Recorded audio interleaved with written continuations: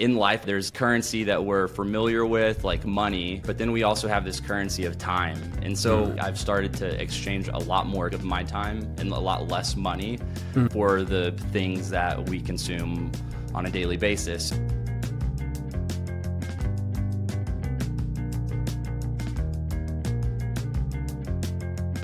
I would say like we're a borderline homestead, you know, we've got vegetables, we've got a lot of animals. We have, you know, 3 dogs. One of them's a livestock guardian dog and more than 30 chickens, lots of fresh eggs every day, which is great. So did you grow up like that, or is this like a lifestyle you guys are like, let's try it?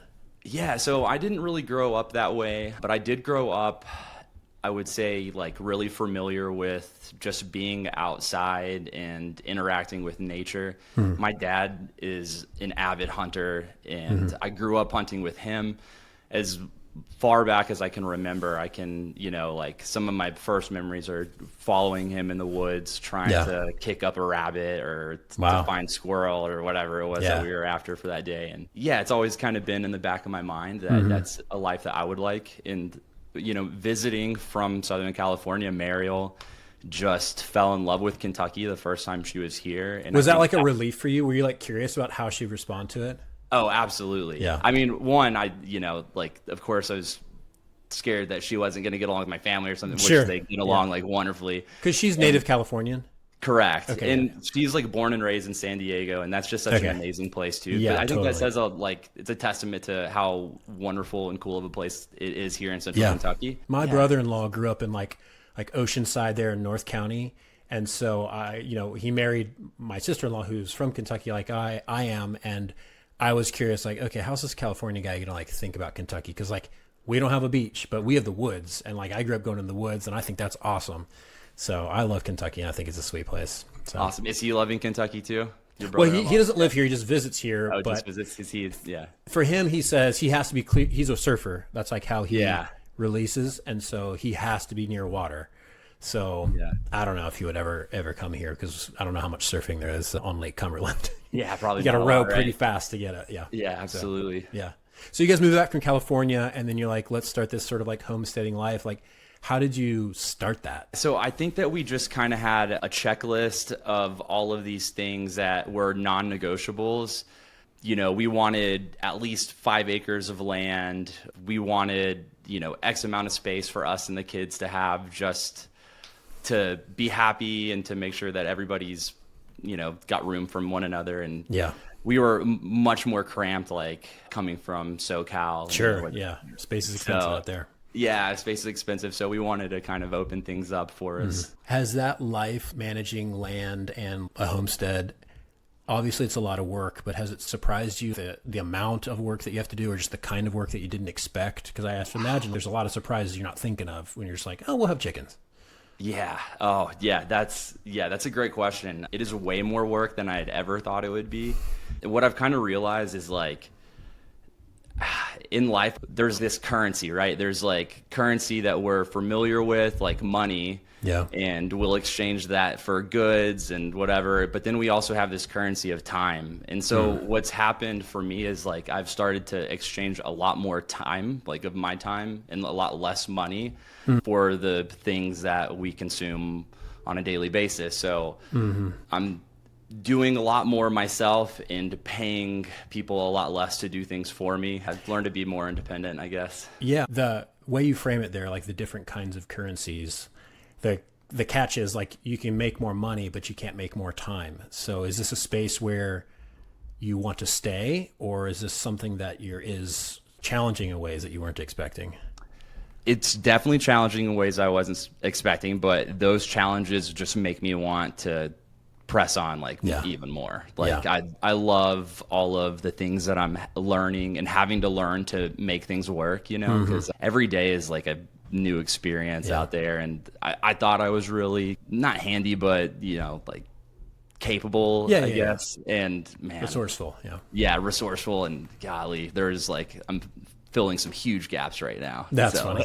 You talked about how you're trading a lot of time for work. Of course, you're retired from the Marine Corps. As a young man, the thought of being retired is, I can't even imagine it. Was there a period where you're like, what do I even do with my life now? Oh yeah. I mean, I think that period is still kind of happening. You know, I'm going to school, I'm using my GI Bill. I'm kind of doing everything like backwards, I feel like, compared to like what people would normally do. I've created security in other ways, and now I'm trying to figure things out and see what the next chapter is for us. So you're going to school for journalism now, and that connects up to something you found in the Marine Corps, which is doing video journalism.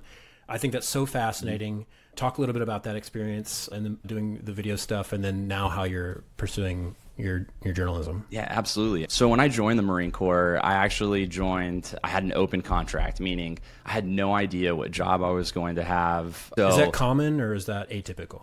So during that time, it was really common. I don't know if it's still common, but it was like really competitive to get into the military at the time that I joined. This is, you know, like the height of Iraq, Afghanistan was getting ready to kick off, like lots of patriotism happening in the United States. So I had to go on an open contract. If I wanted to choose my job, I would have had to wait like more than a year to get for boot camp. And I just kind of wanted to start my journey. Yeah. So I did. I set off. I went to basic training, and at the end, they gave me my MOS, which was a 4671, a videographer, and I had never touched a camera in my life. Why? Like, how did that happen? Yeah, that's a good question. I think everything is just based off of meeting the needs of the Marine Corps, and that is an MOS that they were trying to place people in. So that's where I ended up, and it was a what was that blessing like getting that and like reading like videographer? I have to imagine that was a shock. It was. I was so disappointed because I just wanted to be like just a normal grunt, you know, or an infantryman or whatever, and my heart was like kind of broken at the time. I was like, this isn't even something I've ever had any interest in. Like I said, never touched a camera. But then I like quickly found that it was something that I was extremely interested in.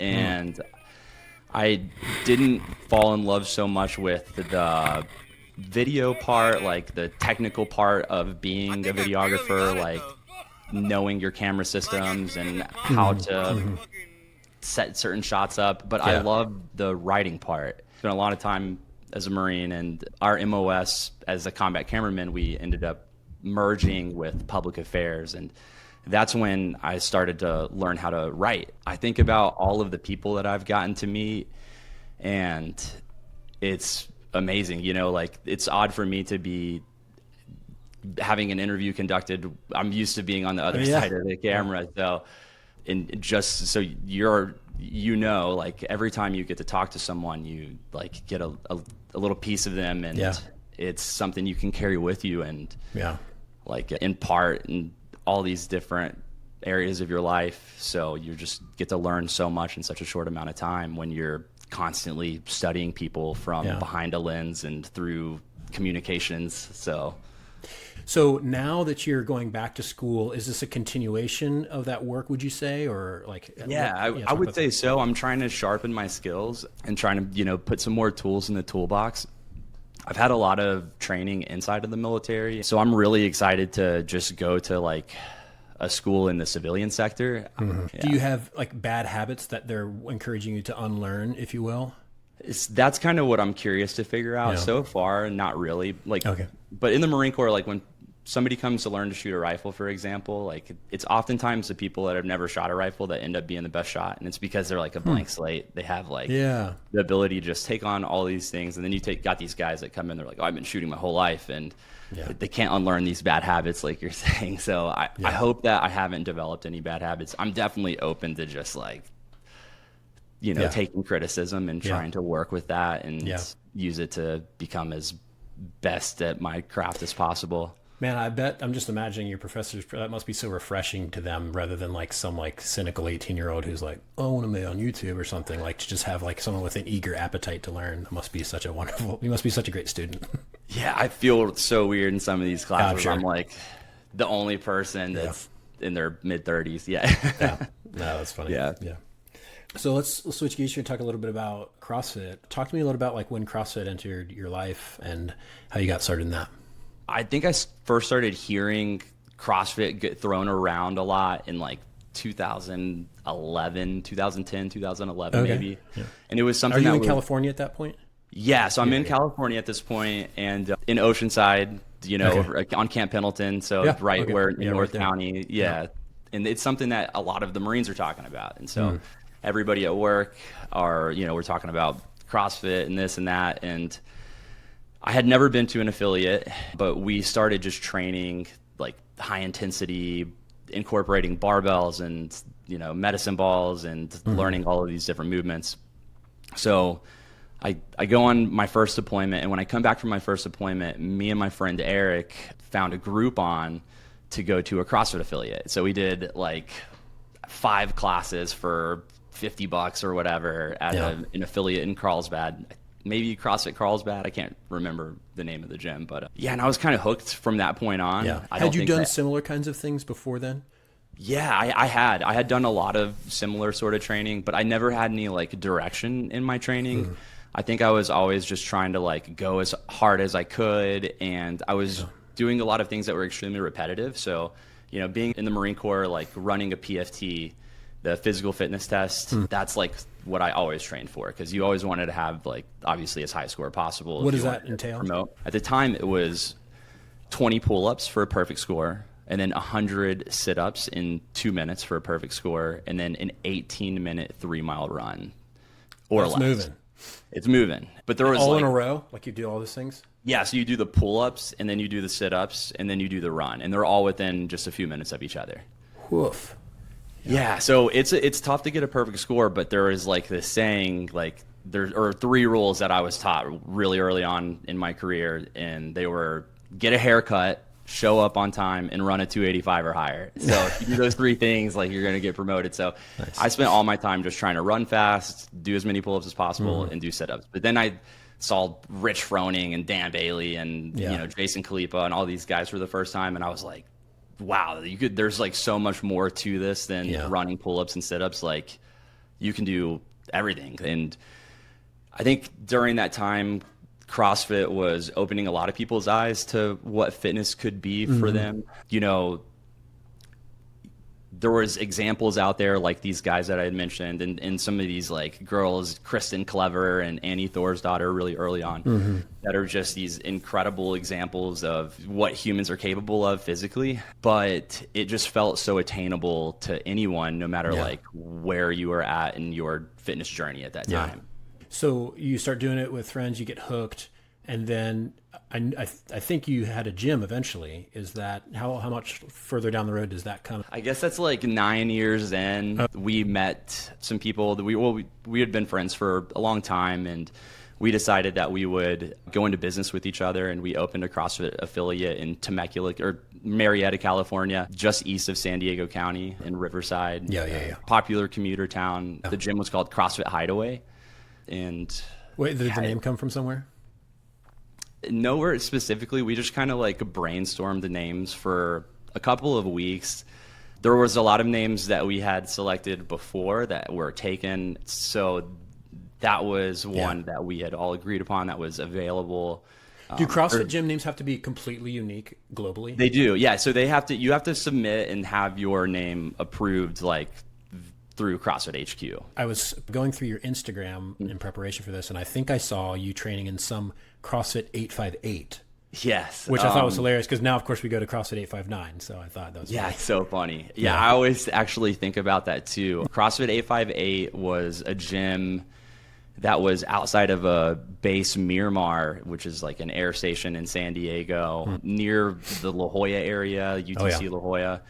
And it was owned by a guy, Mark Lynn, and he just ran such a cool place for so long. And what was so good about the way he ran it? The community, like everybody was just so supportive, and they were always holding everybody, if you didn't show up, people wanted to know why. Like there was a lot of accountability taking place, but in like a really good and positive way. It was just like a fun place to be. So when you started your gym, were you more interested in the coaching side or the business side, or was a particular facet of it that you thought this is where I can really contribute? For sure, the coaching side. Like, yeah, business is obviously important. Like, I have a family I need to take care of. Yep. You got to be able to put food on the table. But, you know, like that really to me is just a byproduct of doing a really good job coaching athletes and just helping people achieve their goals. You know, everybody that comes through your doors are coming through for a reason. Like, they are trying to accomplish something. And even though like these goals vary and, you know, one could be so different from another, like the one thing that doesn't change is like ultimately you're there to help facilitate those, you know, making those things happen for your clients. Do you have a good coach who really influenced you, or principles that you're like, this is how I want to be a coach, even if not from a CrossFit coach? Because I've been coached by you and you have a wonderful way and a really distinctive style, I would say. I'm just curious, like, how did you get there? Yeah, you know, I have had a lot of really good coaches influence me. I would say one coach that sticks out most to me, his name's Jason Lavoie. He was the owner of a gym where me and my wife met. We met at a CrossFit gym too. She's also, Nice. So he was incredible. He's the one that made me even want to consider coaching. He just had a way of communicating with people, and if they couldn't understand like what he was trying to get across to them in terms of like movement or improving something, like he could always find another way. So he just had a million avenues to travel to, you know, talk somebody through a movement or whatever it is. That's awesome. Tell me about how you met Muriel at the gym. I had just moved home from Japan. I was stationed in Okinawa for a long time, and I'd been out of the United States for more than a couple of years. And so I moved back to San Diego, and the first day that I'm back, I'm in Carlsbad at this pizza port, and I'm there because of a gym function. I had like gone to this CrossFit affiliate, and they were like, oh, we're like, after the workout, I was invited to, you know, eat, and she just so happened to be there, and I saw her for the first time. And like, I know it's so cheesy, but I instantly was like, oh wow, like, just kind of infatuated. And we just got to know each other for a couple of years actually before we went on our first date. Okay. And then after that though, like, you know, it just seems like things progress quickly, and here we are like a decade later, and we have 3 kids. Isn't that crazy? That's funny. So it's still doing CrossFit all the time together. So that's awesome. Yeah. How do you think of the place that CrossFit plays in your life now as a mid-30s guy who's got a family, running a homestead, going to school? Like, where does CrossFit fit in for you? Well, I think it's like really my baseline. It's kind of what keeps everything else going for me, I suppose. Like, it's been the one thing, not just CrossFit, but just fitness in general through like my entire life. You know, it's like the one thing that I try to keep consistent, and when I'm able to like make sure that that thing is consistent for me, I feel like a lot of other things kind of fall into place for me. So anymore, like, I have to really work to find the time. I mean, you see me in the gym, like I'm, 3 kids in tow, like pushing the stroller around during the walk. It's a sight. Like, it's awesome. Yeah. So you do what you got to do, you know? I would say the same for me. Like, I didn't even start CrossFit until I was almost 40 years old. And so I didn't even know that I was missing something, but I would say the same thing for you. Like, as long as I can sort of keep that going, I feel like there's not a lot I can't bite off and chew, whether it's, being a dad, being a father, being an employee, building a business, all that kind of stuff. Because there's something about like that, man, I don't want to pick up that bar, but I have to pick up the bar. Just that moment, which you're continually forced into in CrossFit, that I think is just such a powerful thing to sort of ingest into your character every day. Yeah, so, absolutely. Yeah. So. And then when we talk about those currencies again, like there's really no more valuable exchange that you'll ever make in your life than like the time that you invest into your health. Yeah. And I think when you have kids and you see how fast they grow up, it helps you realize like how fleeting life actually is, and that your physical being and your mental well-being are so important, and the longevity of those things are so important. And I don't know, I went from like, oh man, I would do anything to qualify for a regional. I was like, like, how hard do I got to train for that, to like, how do I get to 100? Yeah. You know, like, Right. Yeah. so yeah, it's Yeah. pretty funny. Yeah. Man, I resonate with what you're saying, but there are people in my life who I feel like I've just been trying to make that same point to them. And because they don't do CrossFit or for whatever reason, or it just appears too hard, they just don't get the message. Do you have that experience? And have you ever had success trying to persuade someone who is a little bit hesitant or skeptical about CrossFit to come in? Yeah, I've had a lot of success, but I've also like, I guess, failed a few times too. You know, I think ultimately it's just really up to the individual, like if they're ready to kind of make those changes in their lives. I think like when I do have success with somebody that's trying to do something different, or they want to make exercise or healthy eating more of a routine, it's because they understand that it doesn't have to be like 0 to 100. Like you can take your time. You can just change one thing at a time. We don't need to like, you know, take all the food away from you and put you in the gym for hours a day right away. Like, let's just do one workout 3 days a week. And then when that's okay, like let's start eating whole foods, you know, and eliminate something. I think that it's intimidating for people because a lot of us have this personality where we want things to happen like so fast. So it's just this like daunting idea of all of this time you're investing. You got to get people over that mental hump. Yeah, for sure. Yeah, I'm thinking of some family members that are close to me that I'm trying to get over that mental hump, but well, TBD. We got to get them in there. We'll get them into the gym. I hope so someday. I want to talk to you a little bit about building and keeping muscle, particularly as you're a little bit older. I think you'd said something to me that you actually feel like a little bit later in life is when you were able to really do that. So talk to me a little bit about that, whether it's supplementation or whether it's just diet. The things that have worked for me the most, it's just consistency. That's what works the best for me. And when I'm able to have things planned out in terms of what I'm going to eat, even just like loosely, I've noticed that like in my late 20s and my early 30s, like when I'm eating really well, like I see those benefits. I feel much better. I look better. I can lose body fat quickly. And then the opposite is true, to where like if I want to eat poorly, like, wow, I will put it on quick, you know, and not in a good way. So for me, it's really important to make sure that I'm just like taking in enough protein, because I'm not like a really heavy eater naturally. Like I don't usually eat my first meal until like noon a lot of times. Yeah.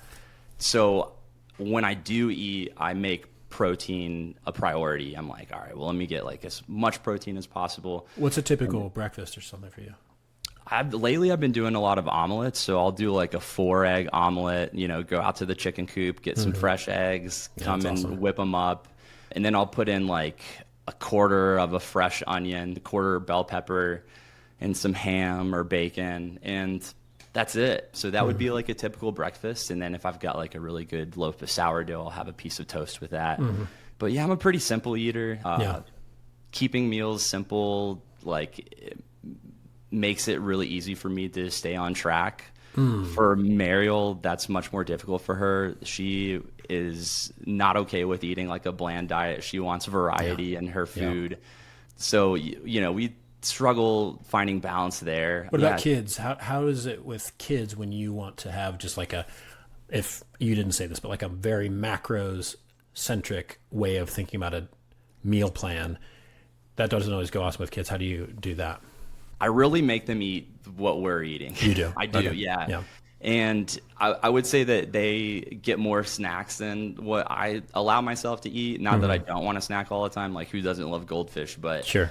yeah, if I'm eating chicken and rice and this, like, they're going to have chicken, rice, and that too. And sometimes they're all about it, and other times they might not really touch their dinner. But, you know, I think that's just a part of growing up. And, you know, we're like that household that, like, hey, if you don't eat your dinner, you're not getting dessert. And, like, it's true. So now they'll suck it up, even though they might not like the veggies or whatever it is. Yeah. And well, good luck. We're at this, our kids are older than yours. And so we're at this place where they're like, what are we having for dinner? Chicken, broccoli, and rice. And I'm like, yes. And then they're like, I'm like, but if you don't eat, you don't get dessert. And they're like, fine, I don't care. And I was like, oh, geez. So it's eventually I got to find some other motivation to sort of. Yeah, they're going on strike. Yeah. I guess so. Yeah. I don't know. I need another way to season chicken and broccoli, but I don't know. But so do you have a perspective on carbohydrates? Do you avoid them? Do you use them? Do you not think about them? I feel like I do better on a low carb diet. I know this sounds like kind of the opposite of what I read a lot, and like what I see on my social media feeds is like, oh, these athletes are eating these super high carb diets. Yeah.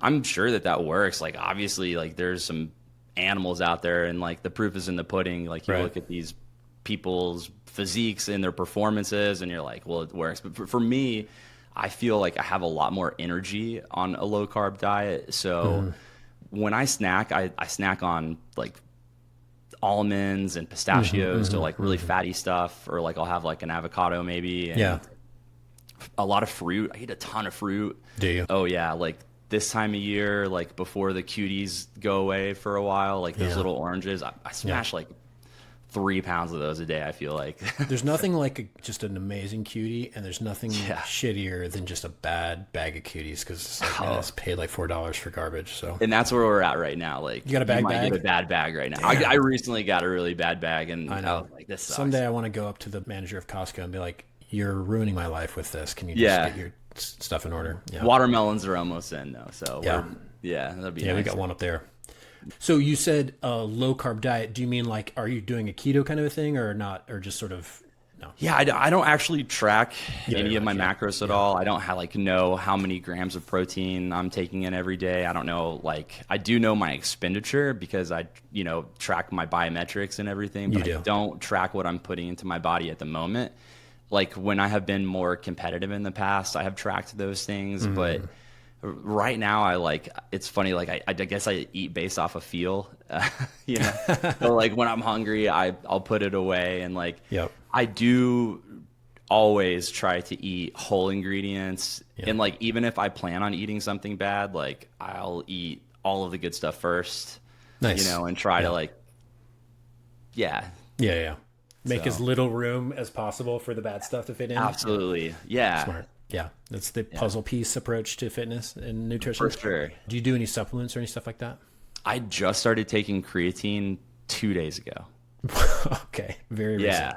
I bet no change yet, I would imagine. Yeah, and so what I'm doing is I'm like mixing iced coffee with this really, I think it's called like Marigold vanilla protein. It's a new company. Mariel found them, but super delicious. So nice. They're vanilla protein, coffee, a little bit of whole milk, and the creatine every morning. And wait, you're putting whey powder in your cup of coffee? Yes. So everybody out there, like, you need to do this. Is this an iced coffee or like your actual hot coffee? Okay. I was going to say.